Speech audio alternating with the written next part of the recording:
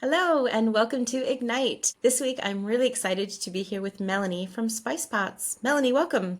Hi there. Hi, lovely to be here. It's so good to have you here. Melanie, just to kick things off, would you be able to give me a little bit of a brief intro into Spice Pots? So, Spice Pots is a little kitchen aid that will help you make lovely Indian curries from home. So, as well as the actual spice blends, we provide tons of recipes and also cooking tips and ways to make living in a family house and cooking a lot easier. Yum, you're making me hungry. So I would love to start at the beginning. Where are you from? Where did you go to school? And kind of what did you like to do while you were in school? So I am from Scotland, even though I don't sound it, and I grew up near Edinburgh, and I went to school in Edinburgh, and I found school difficult. I found subjects not too difficult, but I found being in school quite difficult. And I was a little bit of a rebel, but there were certain aspects of it I absolutely loved, like the social aspect, and there were certain subjects and things that I loved as well. But yes, I probably always knew from that age that I would most likely work for myself. I'm that kind of a person. So, yes. Why did you think that? Like, what was prompting you at that age to think that you would do that? I'm not that keen on conforming to all the rules. I'm not that keen on being told what to do, which is probably why I found it a little tricky at school. And I was very keen to work for other people at the beginning and learn stuff. And then I knew that I would probably do my own thing. And were you into cooking back then? Did you know that it would be food related, or what were you thinking it might be? No, I hadn't got a clue, to be honest. I didn't have any idea at all what it would be. It's more the lifestyle and the sort of the qualities that you need, I think, to do your own business rather than what the business would be. You know, my mum and dad, they grew all their own vegetables and they cooked. So I definitely was in that environment. But really, the catalyst for the business was when I went travelling. I went to India when I left school. When I worked in an orphanage, I fell in love with the food, and I learned how to cook curries the proper way, which is also very time consuming. And then fast forward many, many years. I mean, I used to cook them all when I've had my first flats and things. But then when I started to have my children, this very long, time consuming way, was not going to work anymore. And so I came up with Spice Pots as a shortcut, and I used it just for our family for many, many years. And then when my youngest started school, I decided to launch my own business, and there it was. Spice Pots was already, we were already using it. So it seemed like a good thing to do because we knew it worked. And so that was a really interesting example of a lot of people think sometimes when you start a business, it's a light bulb idea that pops into your head overnight. But actually, yours was grown over many, many years, right? Where it started of a germ of an idea when you were traveling and then grew into a much bigger thing at the right moment in time for you. Exactly. Yeah. And so before you started the business, what were you doing? I was organising events. So I organised massive events in London for many, many years, and I absolutely loved it. And again, I think it's sort of same sort of skills were required. It was very much project based, so there was a beginning, a middle, and end, and largely I was running it on my own.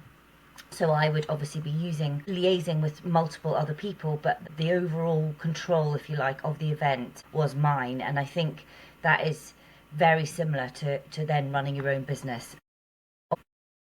And it also shows that you can actually be really entrepreneurial even if you don't own the business. There's ways to be entrepreneurial in bigger organizations or in different kinds of places, etc. It doesn't have to be the first thing you do is go off and start your own business. It can be, but it doesn't have to be. Yes. And I think I learned over the years to trust my gut when I went for interviews, whether I would be allowed to grow the job and be my own boss in a way within the job. And I never fitted. I didn't think I was going to fit very well in jobs where there was a massive hierarchy, where you had to always ask to do everything. It's amazing though that you knew that very early on. Perhaps an ADHD thing, I think maybe it's just, yeah, I that's the way I work. And it's I didn't know that then actually, but I definitely did know that I worked in a certain way, but there was no label on that. at that time. So yeah. Yeah, exactly. Okay, so take me back. You had just had your children and you had been making the spice kits at home, and then you sort of had, at what point did you kind of think, oh, wait a minute, this could be a business. I could do something with this. Talk me through that. So we moved. We were living in the West Coast, and we were living in a very isolated house. It was very difficult with the three little kids, and then we moved over to East Lothian, and we got to the point where my youngest, I had three children very close together, so it was very tricky for me to work at all, really. Although I was very keen to work actually, and I basically decided it came to a point where I wanted to start a business. I was either going to do events, go back and do events, or I was going to nurture this idea that we'd been using for all this time at home. And I went to see a local printer in North Berwick and got the labels printed for the jars, and I started making, larger amounts of these spice kits. And I sold my first few pots in little, markets and little events and things in the village, and it grew and grew and grew from there. And you were making it at home at that point. I was making it at home. I only did that for a couple of years, and then there was another friend of mine who had quite a large jam and chutney business, much larger than my business. And I sought advice from him because it was a similar kind of business. And he said, you're either going to be doing production or the sales. If you want to try and do both, it's going to be very difficult because you almost didn't want to sell them because it took so long to make them. And then you had to go out and sell them. So that was a really good bit of advice. So I then quickly found ways that I could get it outsourced. So I then I found a couple of different manufacturers who could blend the spices, and I still then put them in the jars, but I wasn't blending them.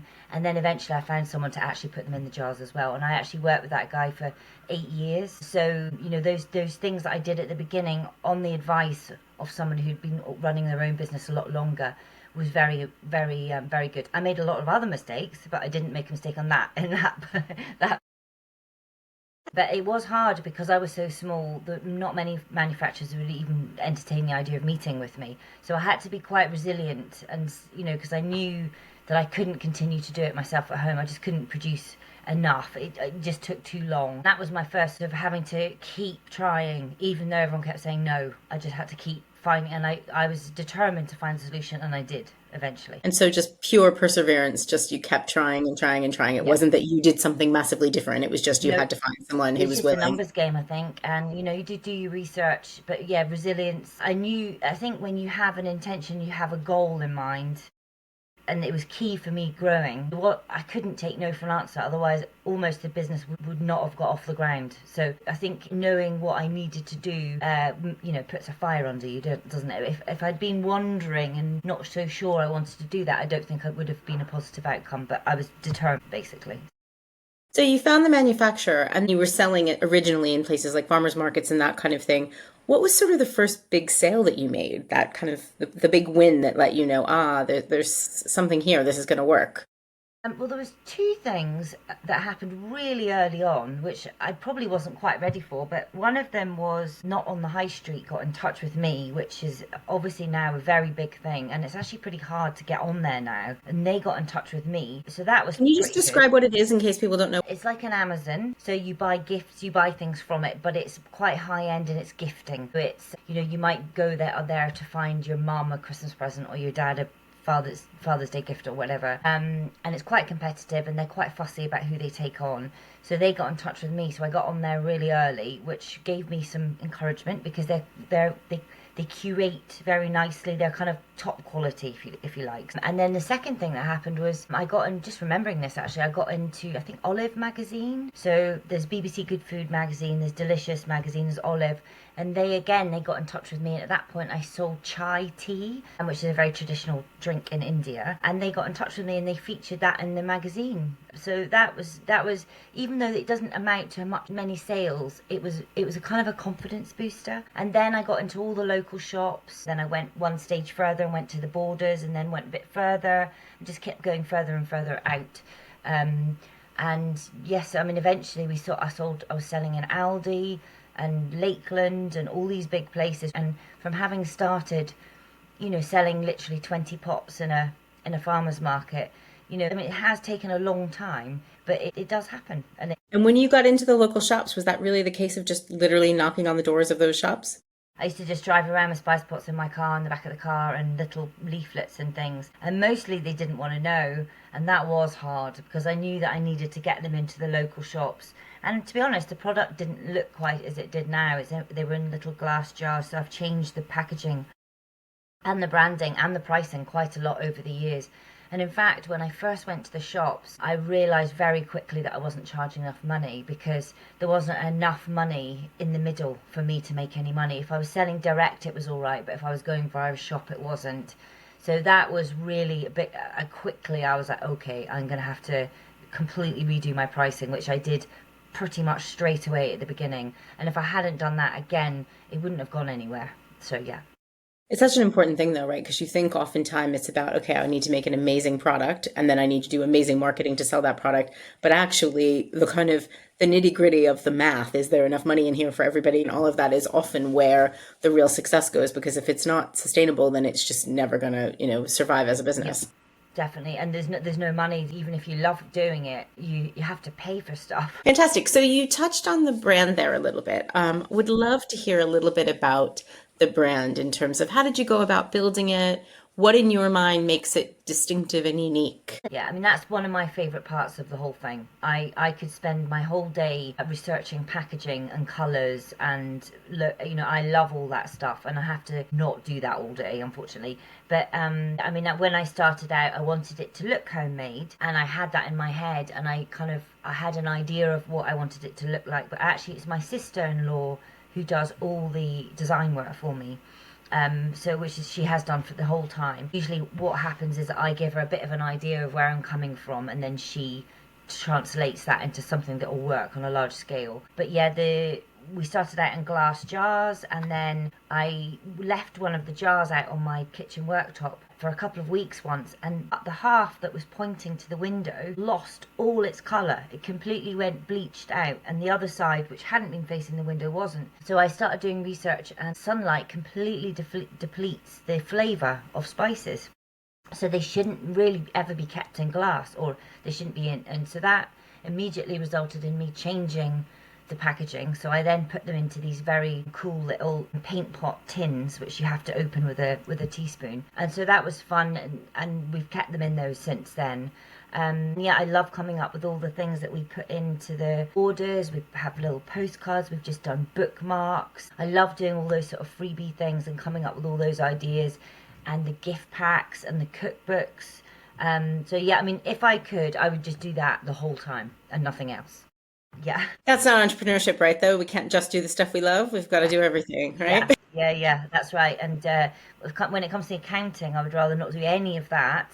But but I can now do the basics. And the other thing to remember is it's so much easier now with all the apps and the everything of mine is systems. So my accounting system is linked to my inventory system, is linked to everything, and it does make it an awful lot easier. And at school I really struggled with basic concepts like margins and markups and percentages and all those sort of things, that maths basically. I was rubbish at all of that. It doesn't matter. And so I've got around it. I've got around all the things, all my weaknesses basically. And that is amazing.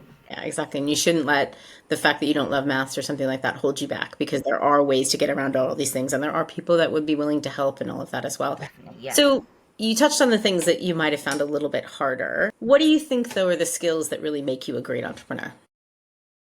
I think resilience is probably number one. You've got to be resilient. And some days, I just want to sit on the sofa and, cover my head with a cushion and forget whatever it is that's bothering me. But because it's yours and because you have to, you do just pick yourself up and you do it. And it's incredibly satisfying when you can turn around something that has been awful. I've become an amazing problem solver as a result, and I'm very, very solution focused. So problems happen the whole time. They will in life, everywhere in life. And instead of the problem rocking me, I just stand firm and breathe and pause and work it out. The problem is not going to go away. So how can I deal with this? And just take a moment to think how you're responding to it, rather than just totally freaking out. Although, of course, I completely freak out sometimes as well. So yeah, I'm human. You wouldn't be human if you didn't. And so you've touched on a few of these already, but what are the parts of entrepreneurship that you love the most? So I love the freedom. If I want to take the dog out in the middle of the day because it's a beautiful day, I don't have to work 9 to 5. I can work from 6 in the morning. I can work at 10 at night. So that really suits me, and it always has done. And that touches back to what I was saying at the beginning, that I always knew that I wanted that flexibility. I love the thrill of it. That sale, you put so much work into something and then you get a sale, or something happens, and it's just so satisfying because, I started this from scratch. Spice Box didn't exist and I've created it, and it is very, very satisfying. And sometimes you have to remember that though, because when things are not going so well, and you're sort of expecting things to go well all the time, you have to again pause and just go, well, look, Mel, look what you've done in the last 12 months, look what you've done in the last day. Just you kind of have to appreciate where you've come from and what you've done. So I love that. What else do I love? I love the people aspect of it. For me, sales, I hate the word sales because I don't think I like sales, but actually I love speaking to people, and that's basically what it is, and making connections with people. I learn something every day still, and if I don't know how to do something, I Google it, or I ask ChatGPT. I Google something almost every day. How do I work that out? What's that formula for that? I mean, literally anything like that. I mean, I am not a techie person, but I can still work it out. So if there are people in the audience who are thinking, that sounds really cool what she's done, I'd like to be an entrepreneur, what advice might you give them? I'd just say go for it. Follow your gut. Really, really follow your gut. Like, obviously, listen to other people, but don't feel you have to take everyone's advice. Consider it. Does it fit with you? Does it make you feel good? Don't do something because that's how they've done it. Your path might be completely different. So this is the problem with comparing yourself to other people. And obviously, if someone's inspiring you and they're making you feel great, then that sounds like a good person to follow. But if someone's making you feel bad about yourself, they're not the right person for you to follow. That's what I would say. And I used to follow so many people, and recently I've just cut it right back to the people that I actually value their advice. You're the star in your own show, so go with your gut and don't listen to everybody, because everyone sometimes is not right for you. That's what I would say. Amazing advice. Amazing advice. Any final words for our audience? Try and find something you enjoy, and of course, along the way there'll be lots of things that you don't enjoy, jobs and aspects of jobs, but try, if you can, to always be guided towards the things that make you happy, because ultimately you'll do much, much better at the things that you enjoy. Even things that don't appear to be very lucrative financially, if you love them and you do them well, you never know where things are going to go. Fantastic. Well, thank you so much. It has been so nice to speak with you and to learn about your spice pots. And now I'm going to go cook myself some food. And thank you so much. Really enjoyed speaking with you. And I am excited to see where spice pots go next. Lovely to speak with you, Karen. Thank you so much. Thank you.